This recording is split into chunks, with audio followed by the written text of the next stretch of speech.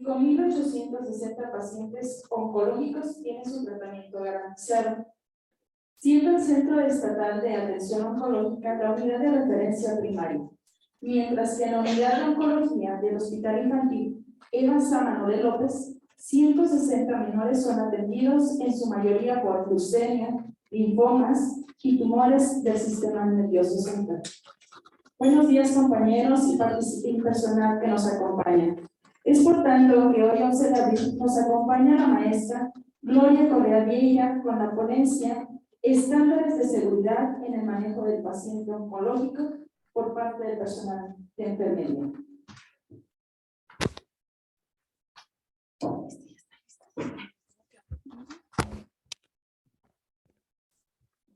Buenos días. Buenos días a todos, jóvenes.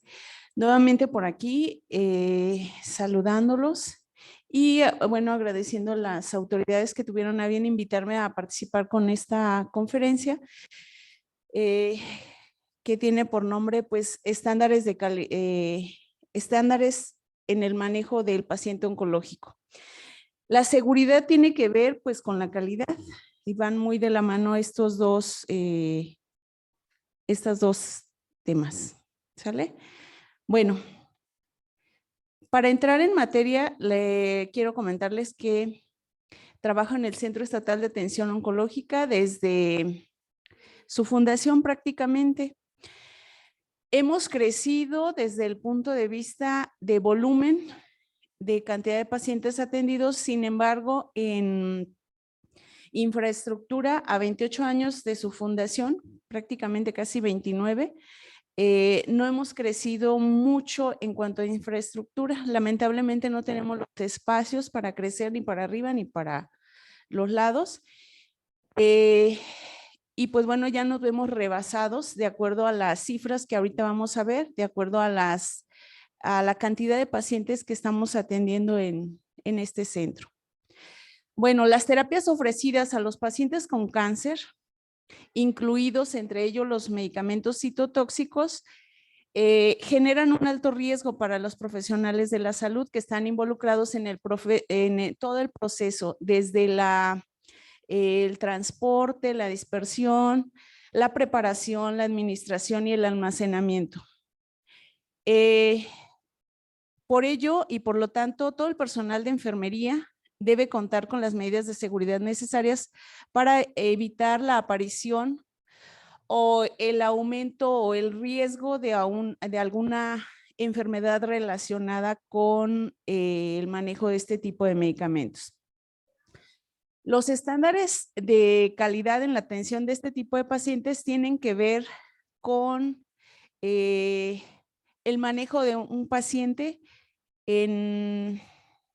con tratamiento quirúrgico. Recordemos que las 3 modalidades de tratamiento para un paciente que desafortunadamente recibe un diagnóstico de cáncer tiene que ver con el tratamiento quirúrgico, el tratamiento con radioterapia y el tratamiento con quimioterapia.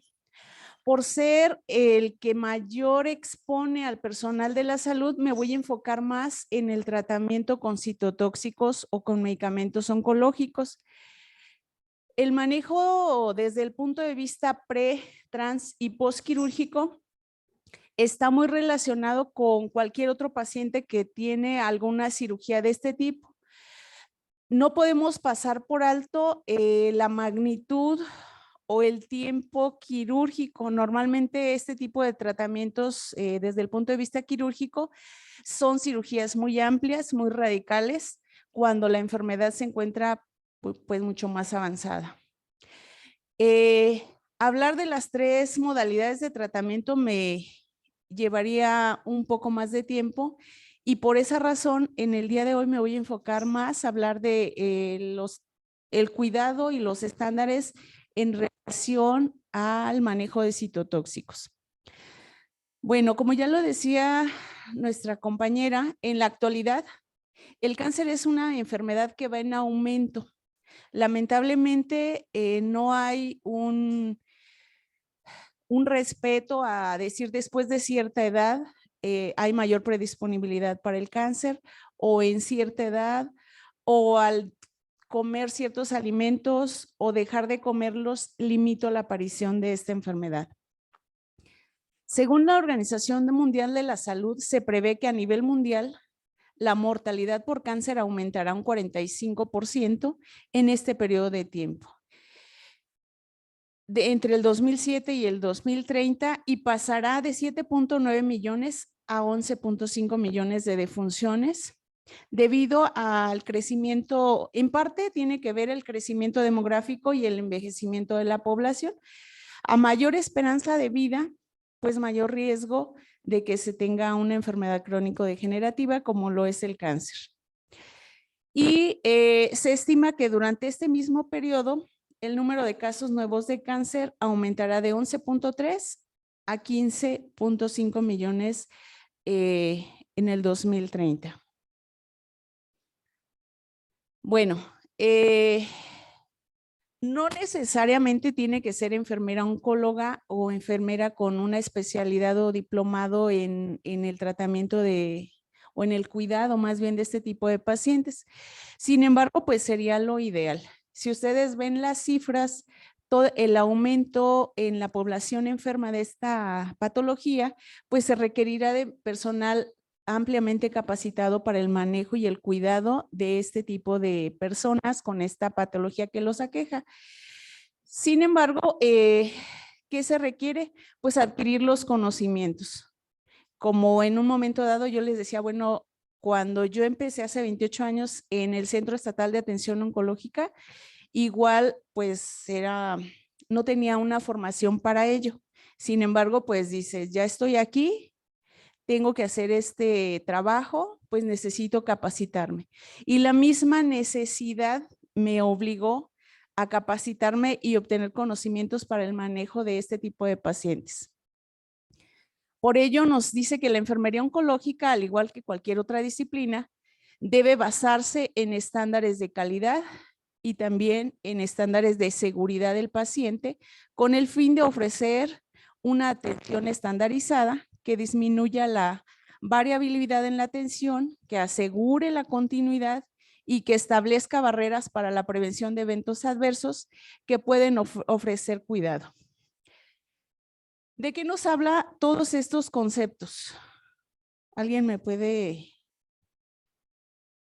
comentar?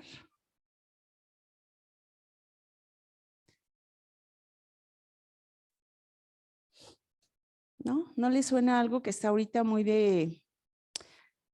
en auge? Las acciones esenciales de seguridad, ¿no? ¿Sí? Que tenga, bueno, también continuidad y que sobre todo se establezca barreras, o sea, que se evite que ocurran los eventos adversos o que se disminuya esa probabilidad de que ocurran. Pero bueno, sobre todo en esta plática quiero reforzar un poquito o detenerme un poquito en la parte de la humanización, o más bien la deshumanización del cuidado que se está perdiendo y que cada vez vemos más activa esta deshumanización en algunos casos. O sea, no estoy generalizando, ni estoy diciendo que somos parte de, pero sí tenemos la obligación como profesionales del área de la salud, como enfermeros que estamos dedicados al cuidado del paciente, en ese cuidado de 24 horas, en esa continuidad del cuidado, no podemos dejar pasar por alto la humanización del cuidado, que en algunos casos, en este tipo de pacientes y en todos en general, posiblemente no les podamos ofrecer la curación o no podemos satisfacer al 100% la razón por la que los llevó a este tipo de atención, a esta institución. Pero el seguir o en el apego a la humanización, en el cuidado que ofrecemos, en el ponernos del otro lado del que actualmente estamos, de que si ese paciente fuera mi mamá, fuera mi papá, fuera mi esposo, fuera mi esposa, pues quisiéramos que los cuidados que recibe fueran los más adecuados o los más allegados a lo que yo esperaría recibir en un momento dado, que estuvieran en una situación similar. Que Dios nos cuide, ¿verdad?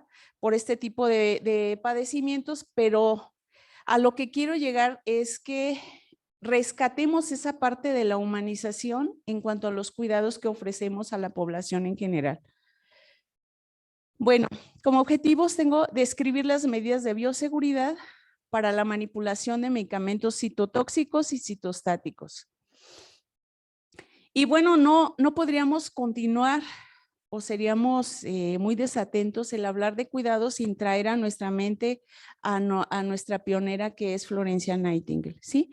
Quien puso las bases para que enfermería con base en evidencias en las buenas prácticas y que toda la parte que tiene que ver con el cuidado, sobre todo haciendo que enfermería sea profesional crítico, que utilice esa parte en la creación de nuevos procesos de cuidado.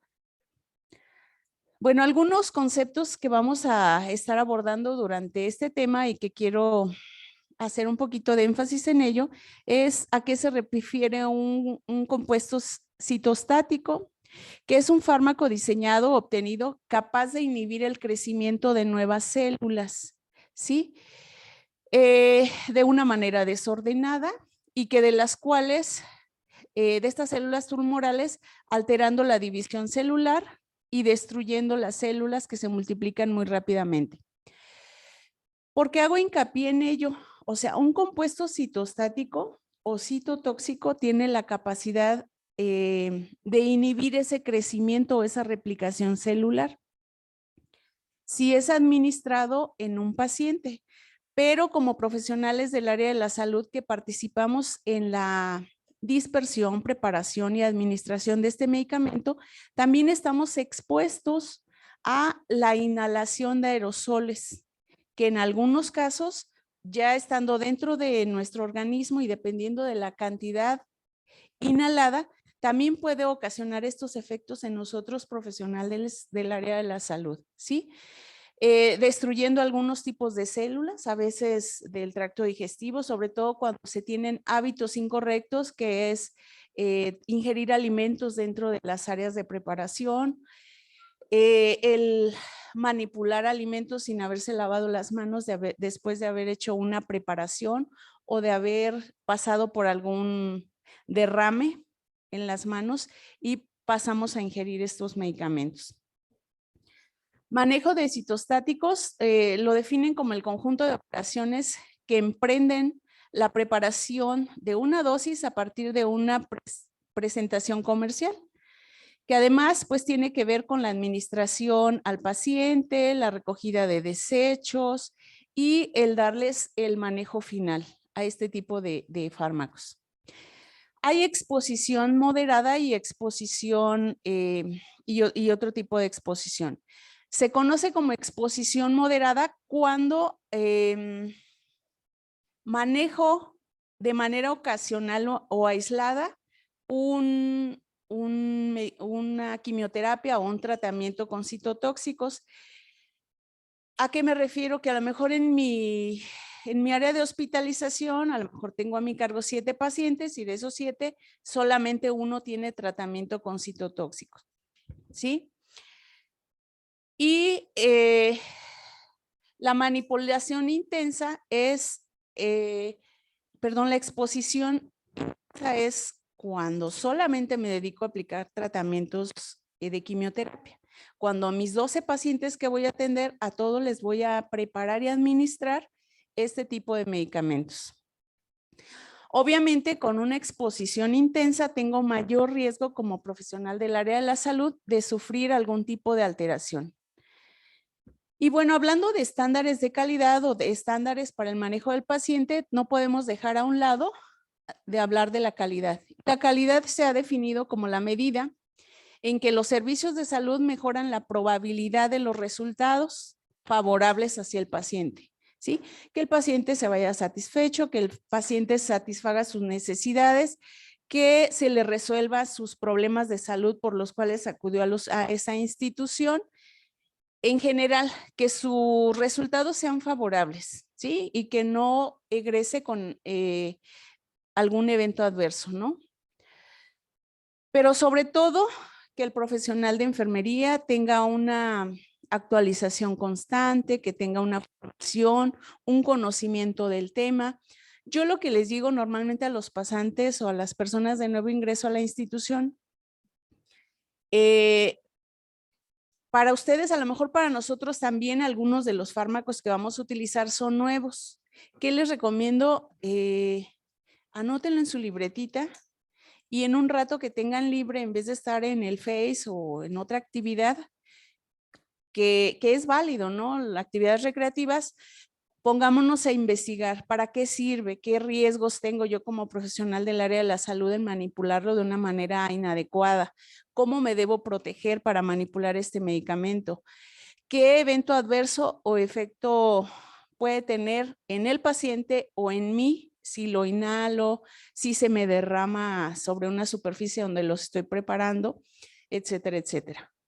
Y para ello, pues bueno, ahí entra la actualización constante, el conocimiento que se tenga como profesionales del área de la salud. Bueno, por ello la calidad debe entenderse con una visión integral, ya que entre sus diferentes dimensiones, además de seguridad, se incluye todas estos aspectos: efectividad, continuidad en el cuidado. Aquí no hay el de se terminó mi turno, etcétera, etcétera, sino continuidad en los cuidados. Que lo que yo estoy haciendo pues tenga un resultado eficaz, que se brinden con oportunidad los tratamientos. Sabemos que como todo medicamento que utilizamos en nuestra área, en nuestro diario quehacer, ya sean antibióticos, analgésicos, tienen un periodo de mayor eficacia, ¿sí? Y que finalmente esa curva, pues bueno, va descendiendo y requiere de otra aplicación para mantener a un paciente bajo efecto de un tratamiento con antibiótico o con analgésico. De igual manera, la oportunidad con que apliquemos los tratamientos a veces se ve desfasada por la cantidad de tratamientos que tenemos que aplicar, porque ya están sobresaturados los días de tratamiento y porque en vez de aplicarse ese tratamiento cada 3 semanas o cada 21 días, se tiene que desfasar. En ocasiones son situaciones relacionadas con la economía de la institución, por la falta de recursos, por la falta de medicamentos, pero a veces porque la población ya no sobrepasó y ya no hay espacio suficiente para aplicarles cada 3 semanas que le toque el tratamiento, y a veces se va hasta 4 semanas. Entonces ya no estamos hablando de oportunidad ni de accesibilidad, ¿sale? Bueno, la seguridad en el paciente también se define como un tipo de proceso o estructura cuya aplicación reduce la probabilidad de eventos adversos debidos a la exposición al sistema sanitario. Por lo tanto, nosotros hablamos de seguridad en el paciente cuando estamos ofertando calidad en un modelo general, en un modelo completo, que cumpla al 100% las necesidades del paciente y con la finalidad de que nosotros estemos participando en en detectar los problemas relacionados con los medicamentos, que no siempre son responsabilidad del profesional de la salud. A veces hay cierta susceptibilidad de parte del paciente y nos puede generar reacciones adversas a los medicamentos, pero en gran parte también puede ser por algún error, por alguna negligencia. En algunos casos en particular, les decía, no siempre es la culpa del profesional de la salud. En este caso de enfermería, que es el que ejecuta las indicaciones o los planes de la planeación de tratamiento del paciente. Ahorita vamos a ver en un momento más un ejemplo de error y ustedes me van a ayudar a descifrarlo. Bueno, ¿se acuerdan de las 8 acciones esenciales de seguridad del paciente? Sí, claro, es lo que se está manejando todo día a día. Ahí les dejé una para que se acordaran. A ver, ¿quién me dice la 1? Empezamos de acá. ¿Cuál es la 1? ¿Se acuerda? Identificación del paciente. ¿Y qué tenemos que tener en cuenta en esa parte?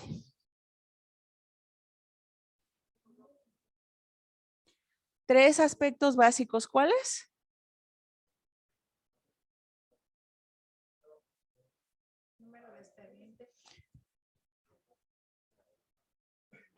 No es de expediente. O seguridad social. Sí, pero siempre es importante porque a veces tenemos homónimos. Recuerden que tenemos que poner la fecha del paciente, perdón, la fecha de nacimiento del paciente. Y sí, efectivamente, la primera nos habla de, creo que ya me regresé, identificación del paciente, siempre. O sea, ese es un estándar de seguridad de las acciones esenciales del paciente. Ahorita vamos a ver otras que tiene que ver con hablarle por su nombre, no por número de cama ni por diagnóstico. Vemos comúnmente en algunos profesionales de la salud que el desea de ovario, la desea de mama, la de la 5, la de la 8, etcétera, etcétera. Y todos como seres humanos tenemos derechos y uno de ellos es tener un nombre y que por ello, por él o por ese nombre me llamen, ¿no? Pero esto nos va a ayudar a evitar eventos adversos o nos va a evitar sustos o demandas en un momento dado que hayamos aplicado, que hayamos aplicado algún tratamiento erróneo o inadecuado a algún paciente. Si aplicar un analgésico o aplicar un antibiótico tiene riesgos, ahora imagínense aplicar una quimioterapia a un paciente equivocado, ¿sí? Que a lo mejor tenía un diagnóstico de úlcera de mama y le pusimos un tratamiento para úlcera de colon, que son totalmente diferentes, ¿sí? Entonces, la identificación del paciente es sumamente importante con los aspectos que ya comentaban ustedes. Pero también, antes de aplicarle el tratamiento, verificarlo nuevamente. Usted es Juana López, tiene 25 años, nació el 11 de abril de, no sé, de X año, para corroborar si es una paciente que está inconsciente o que no está en sus facultades mentales al 100%, ¿quién sería el responsable? Su tutor o familiar, ¿sale? Es un aspecto muy, muy, muy, muy importante. A lo mejor si le administro un antiemético a otro paciente, pues finalmente tenían la finalidad de ser antieméticos. Sí puede tener efectos también porque los antieméticos van calculados de acuerdo a qué tan emético es el tratamiento que le voy a poner. Si es un medicamento que provoca emesis grado 1, no tiene caso que le cubra con un antiemético de amplio espectro. ¿Sale? Comunicación efectiva. ¿A qué se refiere la comunicación efectiva? ¿Me quiere comentar? ¿A qué se refiere la comunicación efectiva?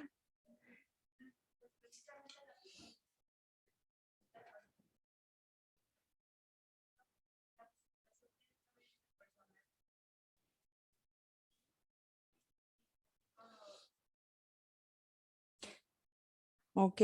Que tiene que ver con todo el entorno, o sea, sí con el paciente obviamente, pero con el profesional de la salud y la comunicación puede ser verbal o escrita y que a veces de manera verbal nos dan indicaciones telefónicas, pero ahorita vamos a ver un ejemplo para que me ayuden a descifrarlo. Seguridad en el proceso de medicación. ¿Me quiere comentar a qué se refiere? ¿O qué se entiende por seguridad en el proceso de medicación? Sí, usted, porfa.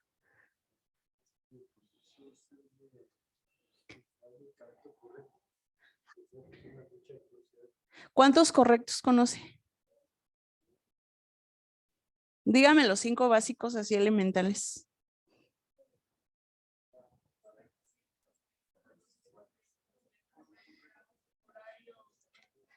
Velocidad de infusión, etcétera, etcétera. Y que todo esto aplica en seguridad en la medicación, ¿sí? Y aparte los 4 yos, ¿sí? Yo preparo.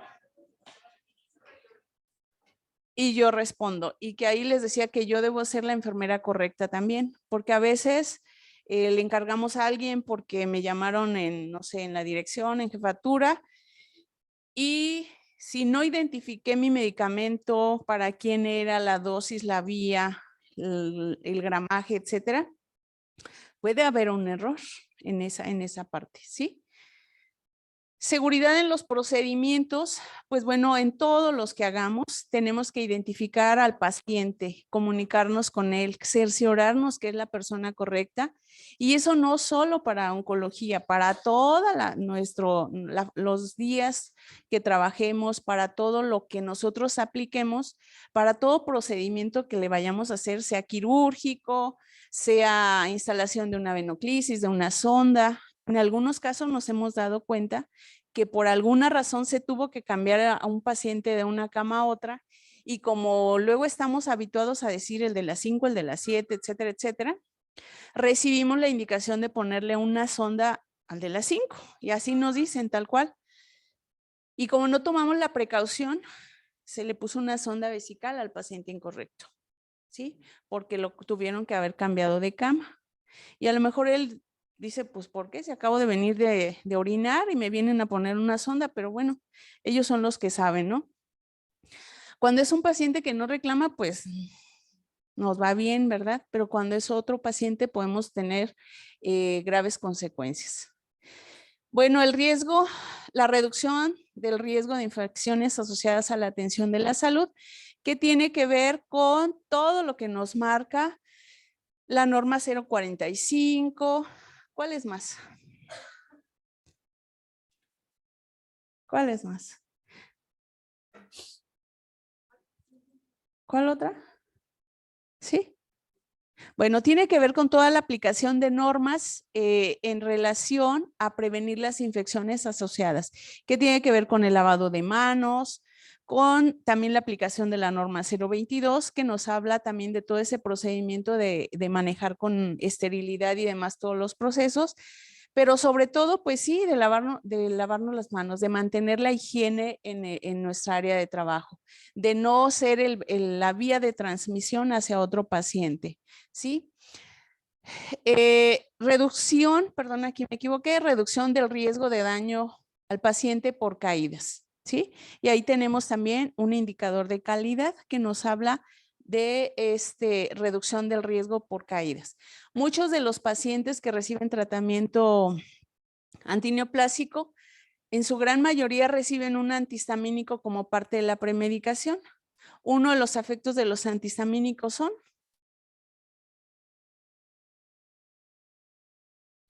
¿Mande? Sí, pero les causa en los pacientes un efecto. ¿Sí saben cuál? Un poquito de relajación, sedación, incluso mareo. Entonces, en ese caso, los pacientes pueden caerse, tomando en cuenta también que muchos de ellos tienen cierta debilidad para trasladarse porque están en anemia, etcétera, etcétera. Entonces, en ese caso debemos tener mucho cuidado. Registro de cualquier evento centinela, cuasifalla, evento adverso. Esto es importante reportarlos al departamento de calidad, sobre todo para que se haga el seguimiento. Si en realidad es un lote de un producto que viene no en condiciones óptimas o que viene caducado, o en realidad fue una situación del paciente, ¿sí? Y sobre todo fomentar la cultura de calidad en todos los profesionales del área de la salud, pero también en el paciente, ¿sí? Y por mi parte, pues bueno, yo normalmente les comento que nos informen cualquier situación de ardor, dolor o molestias en el sitio de instalación. Si ven algunos datos de enrojecimiento, si es que tuviese catéter, etcétera, etcétera. ¿Sí? Bueno, ustedes me van a ayudar a decir qué dice si estamos hablando de comunicación efectiva. Es una indicación real, es una foto recortada de una indicación, pero desde mi punto de vista no la pude transcribir.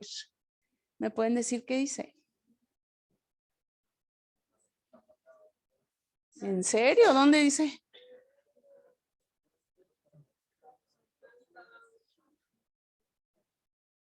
¿Cómo? Ay, perdón. A ver. ¿Qué dice? Bueno, lo que yo pude describir arriba es L-ornitina. ¿Y lo demás?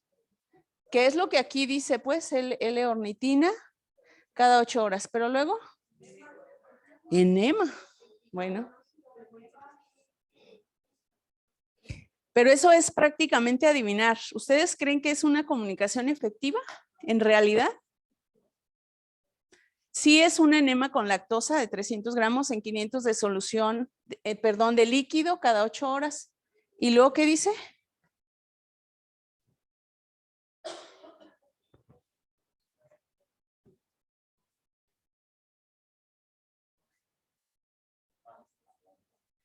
¿Dónde dice paracetamol?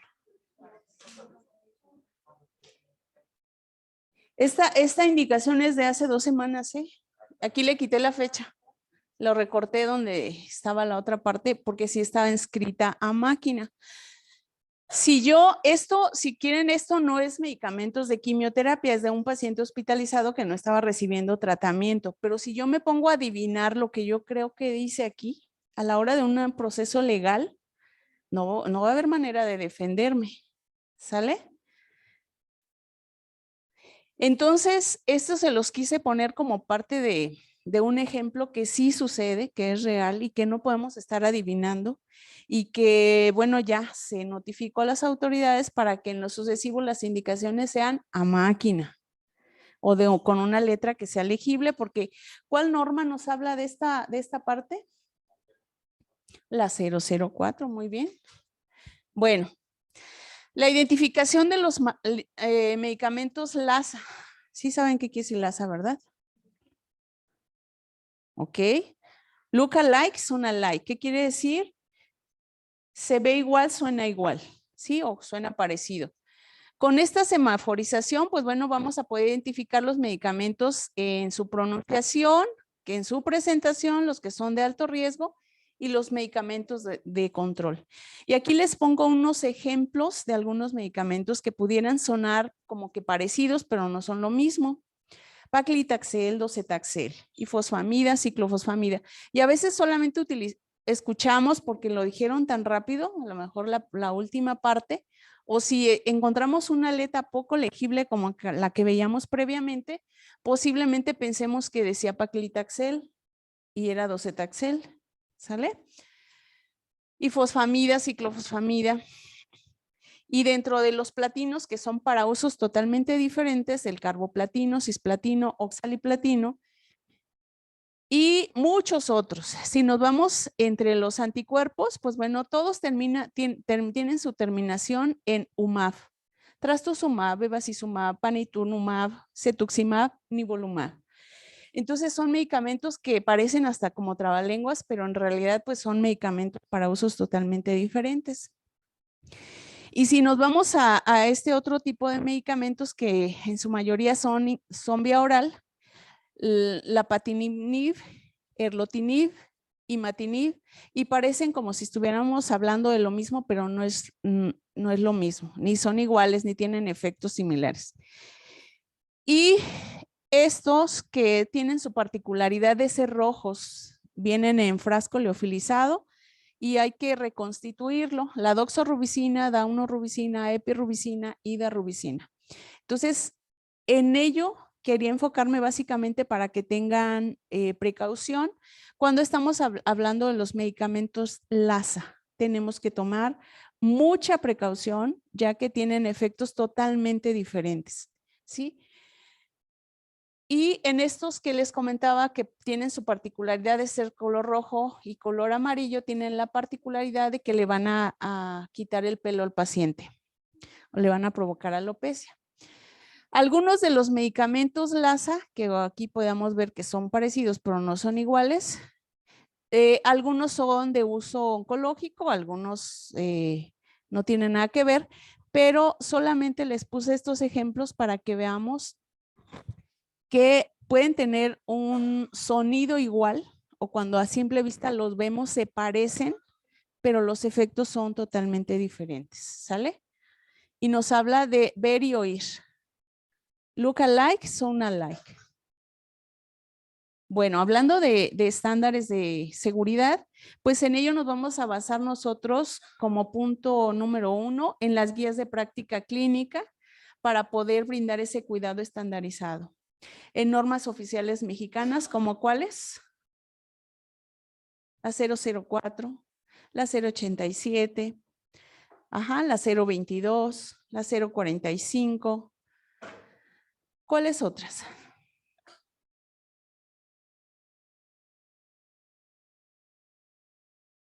¿Mande? Muy bien. Así es. Sí, en todas las normas oficiales que nos hablan de la atención al paciente de manera general.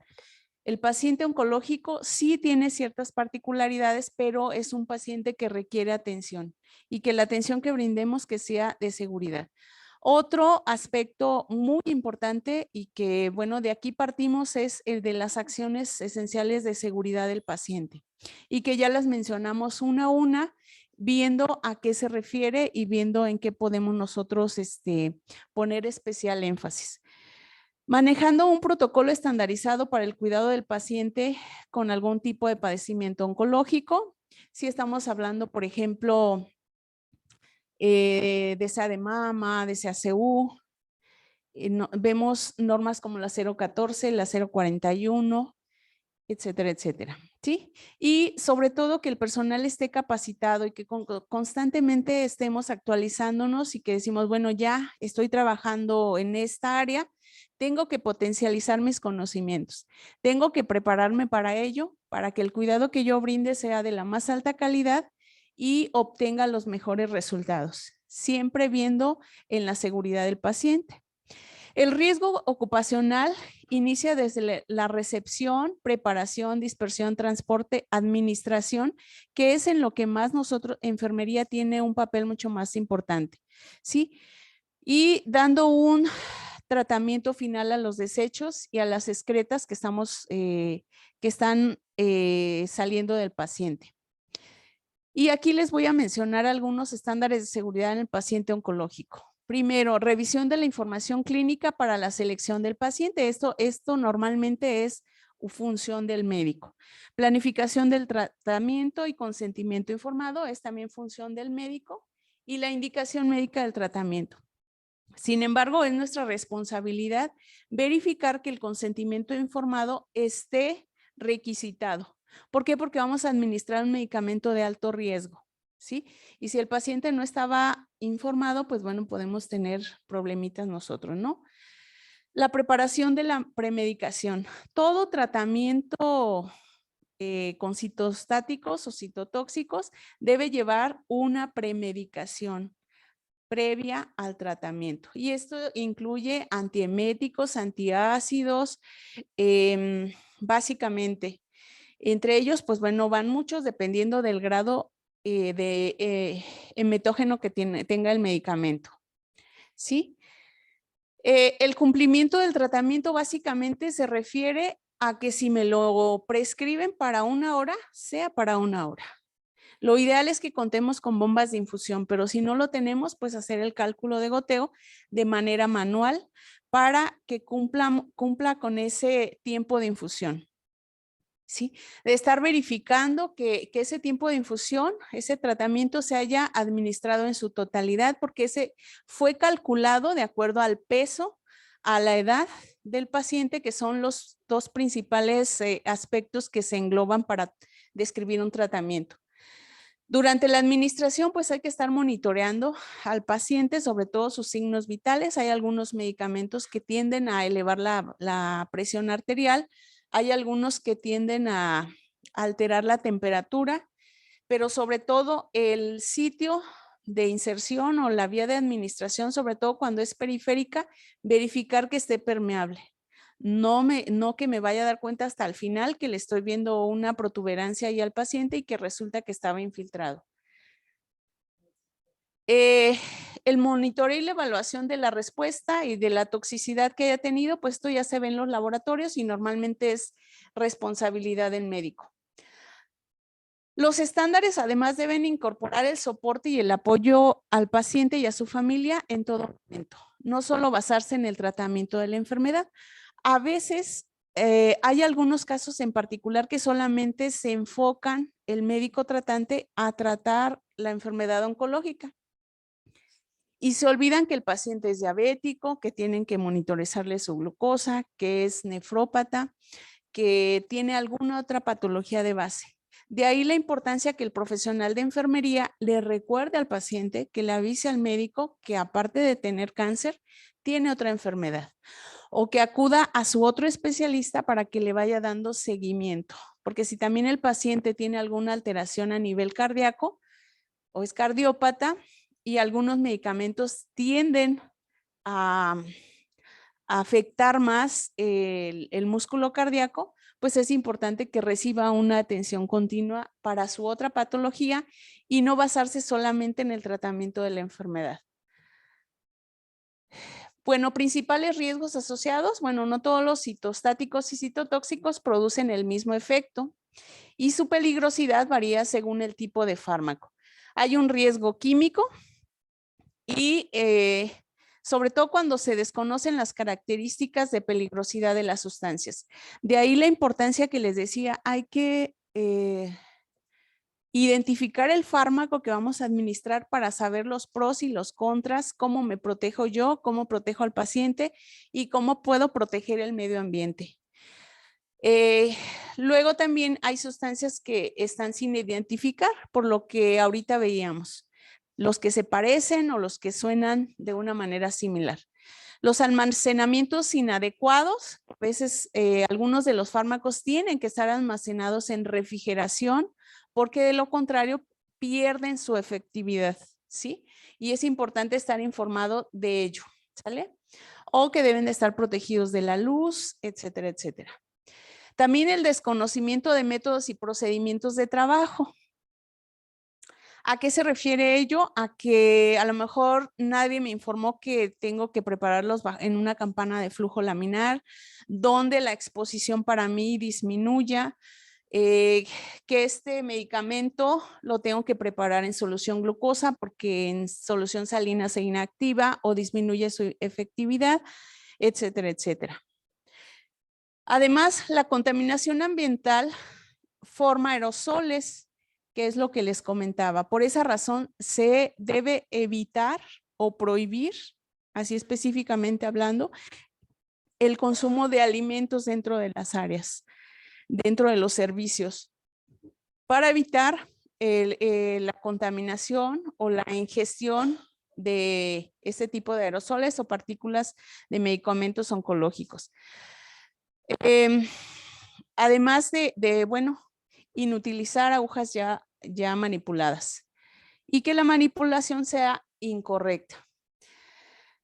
Debemos evitar salpicaduras o proyecciones de... Ya ven que cuando preparamos algún liofilizado o algún medicamento que viene en polvo y lo preparamos o ¿cómo es? Lo reconstituimos con la solución. Si no le extraemos el aire y sacamos la aguja, ¿qué pasa? Como que se escucha hasta como una explosión, ¿no? Y nos avienta ese tipo de aerosoles. Posiblemente también eso tiene que ver luego con la resistencia a los antibióticos que tenemos el profesional de la salud, porque es un factor de riesgo el estar en este tipo de manipulación de medicamentos. Pero cuando son medicamentos oncológicos, el riesgo se potencializa a un mayor nivel porque lo estamos inhalando. Cuando hay derrames, pues bueno, aquí se recomienda siempre preparar los medicamentos encima de un paño o de un campo o de un papel absorbente por si hay derrames, pues bueno, no se contaminen por las áreas. Y evitar cuando abrimos ámpulas de este tipo que nos vayamos a cortar porque podemos estar introduciendo a nuestro torrente sanguíneo o al músculo una parte del medicamento. En este aspecto, la mascarilla recomendada para la preparación de este tipo de fármacos debe ser la tricapa no nos protege para otras cosas, pero son partículas muy pequeñas y la que normalmente se recomienda es la de 3M o la que tiene una mayor protección. ¿Cómo podemos prevenir? Estando informados, ¿sí? Si desconocemos tanto los efectos como la forma de preparación, la vía de administración, los riesgos de los medicamentos, podemos caer en errores y podemos salir perjudicados. Primero debemos estar informados. Identificar o atender la identificación de los productos. Identificarlos por nombre, por caducidad, por vía de administración, etcétera, etcétera. Tenerlos siempre identificados. Prestar atención a los que por su clasificación pueden suponer un riesgo más especial, que sean cancerígenos, mutagénicos, teratogénicos, etcétera, y que se disponga de protocolos para este tipo de trabajo. Y mantenerse actualizados, tanto nosotros como los lugares donde trabajamos, como los lugares donde resguardamos los productos. Participe en cursos de formación o de capacitación y sobre todo, pues bueno, nos habla mucho de la información de los productos. Cuál es la toxicidad, las características, si este medicamento tengo que infundirlo o administrarlo con un tipo de equipo especial, porque hay equipos que tienen filtros. Entonces debemos estar informados sobre qué tipo de material vamos a utilizar para el manejo de estos medicamentos. Una manipulación adecuada nos habla de minimizar la exposición donde quiera que sea posible. Ya les hablaba de esta parte de el lugar de almacenamiento, del no comer, incluso la bibliografía nos habla de no masticar chicle en las áreas de trabajo porque estamos inhalando constantemente aerosoles. Lavarse siempre las manos antes y después de hacer la preparación de este tipo de fármacos. Centrarse en un solo punto de preparación. ¿A qué se refiere ello? A concentrarme en lo que estoy haciendo. Si yo tengo distracciones de la compañera, de que me vino a visitar o de que me está platicando alguna otra información, sea o no relacionada a mi área de trabajo, es un distractor, que ya luego ya no puedo saber, lo diluí en 20, en 40, en 15, tenía indicado cuánto el paciente, ¿sí? Y siempre identificar lo que preparamos, porque a veces aunque sean de color rojo o de color transparente un medicamento, no podemos tener la certeza de que ya lo pusimos, no lo pusimos, cuánto pusimos, para quién era, y esto nos puede traer graves consecuencias, ¿no? Esta área debe ser ubicada, si es posible, en una zona ventilada, pero que no tenga corrientes de aire, ¿sí? Cerrar puertas y ventanas, trabajar bajo cabinas de bioseguridad. En este caso, la campana de flujo lámina clase 2 es la recomendada para preparar este tipo de fármacos. Y mantener cerrada la cabina solamente para poder introducir los brazos y manos. Normalmente la campana tiene un cristal que es el medio de protección y que ese cristal nos permite manipular atrás de ese cristal para evitar exposiciones indeseadas. Todos los fármacos deben ser manipulados cuidadosamente, evitando que se contaminen y que llegue a difundirse en el ambiente. Para ello, pues bueno, nos dan ciertas recomendaciones. 1, que el lugar donde vamos a trabajar o la campana sea encendida de 15 a 30 minutos antes de trabajar para limpiar o para mantener en mejores condiciones el ambiente o el aire circulante. ¿Sí? Evitar movimientos bruscos, preparar todo lo que vamos a ocupar dentro de la campana para evitar movimientos bruscos y que ese tipo de partículas salgan al exterior.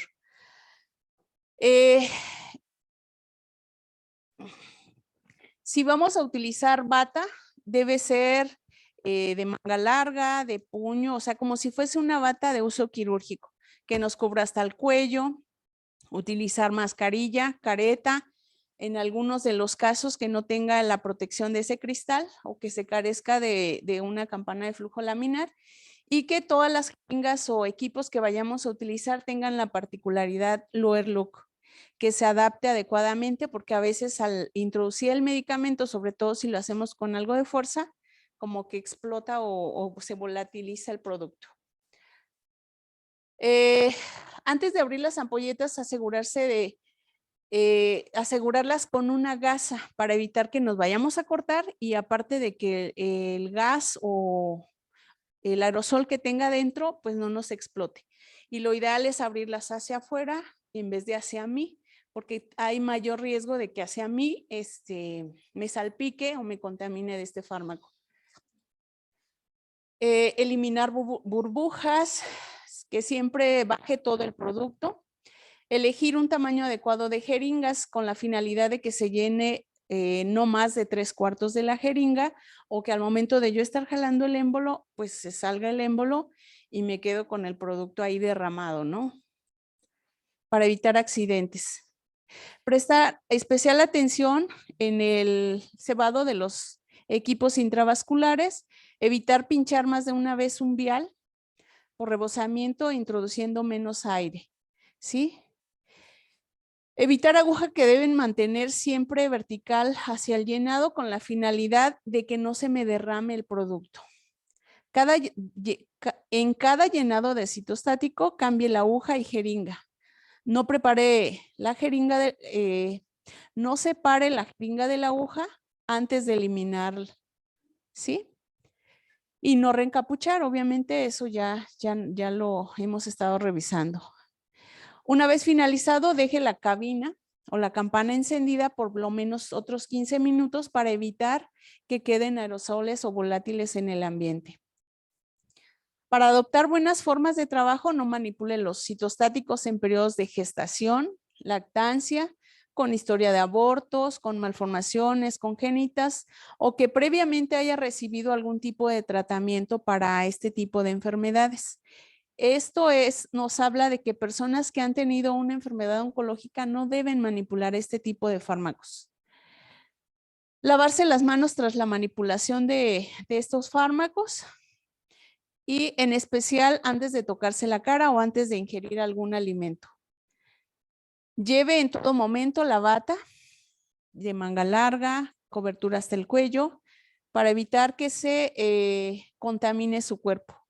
Y recalcamos la parte de no ingerir alimentos, no masticar chicle, ya que se puede contaminar la vía digestiva. También se recomienda el uso, más bien evitar el uso de maquillajes en estas áreas porque tienden más a adherirse a las micropartículas. Y protegerse cualquier tipo de herida que se tenga en las manos, sobre todo si por alguna razón sufrimos un accidente o nos pinchamos el guante con el que nos estamos protegiendo, hay que cambiar inmediatamente el guante, lavarse las manos, lavarse la herida al chorro de agua como si fuese la exposición con RPBI, digo con algún fluido corporal.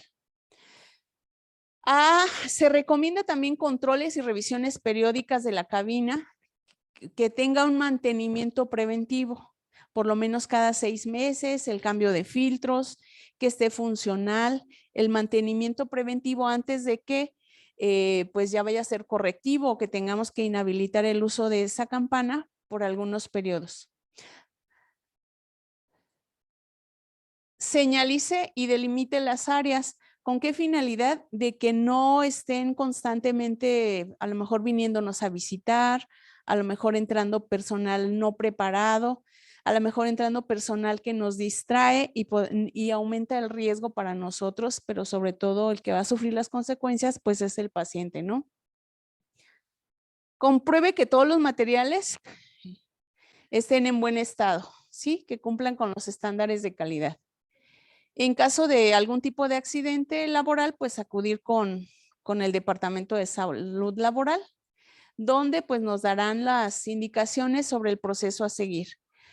Cuando hayan terminado los tratamientos, retire el material y hay que desecharlo como RPBI.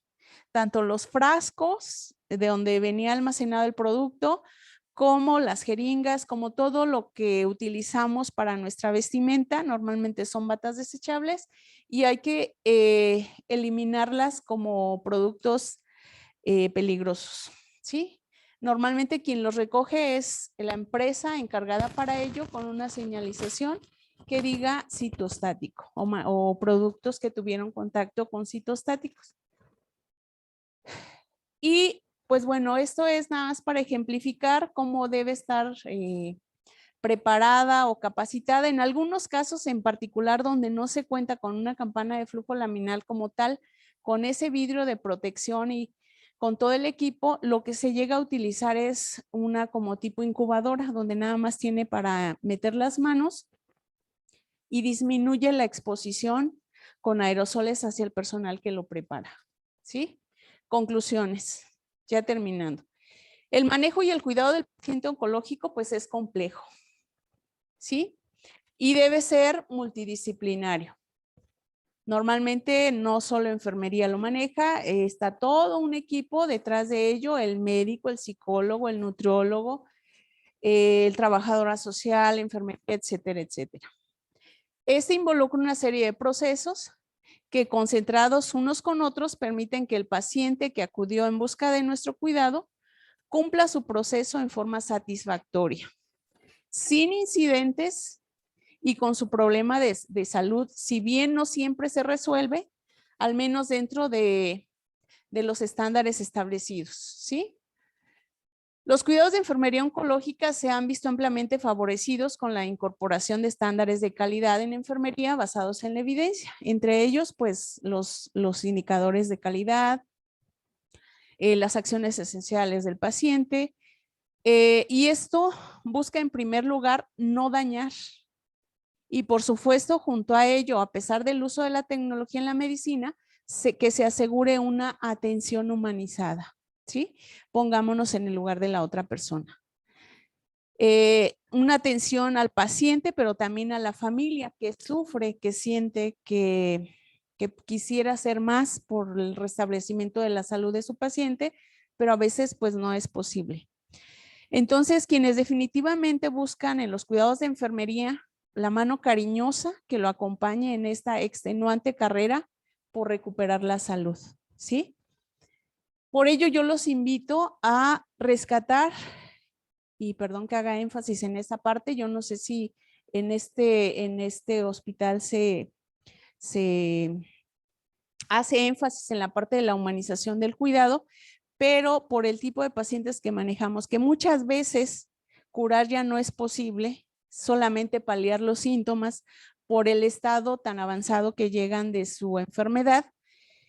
El hecho de que se encuentre o que lo reciba una voz amable, una mano cariñosa, una enfermera empática, una enfermera consciente, un enfermero con la disponibilidad de ayudar y de servir a un semejante, y que nunca sabemos en qué momento vamos a estar del otro lado, ¿sí?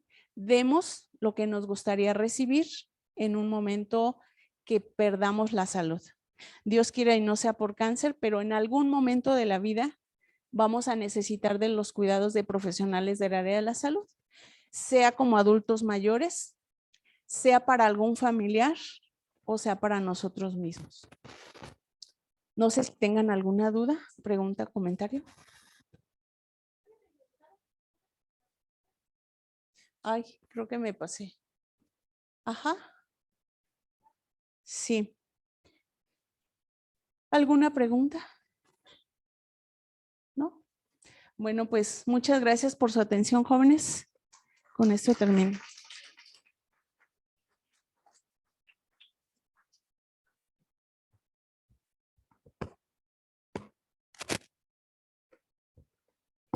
Estamos viendo en vía Zoom si hay alguna pregunta.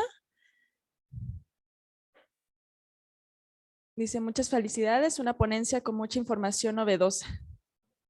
Gracias, muy buen tema. Okay. Le agradecemos a la maestra Gloria por su participación y su ponencia, dándole otro fuerte aplauso. Asimismo, le hacemos entrega de su constancia, de su participación aquí en el Hospital de la Mujer. Le agradecemos.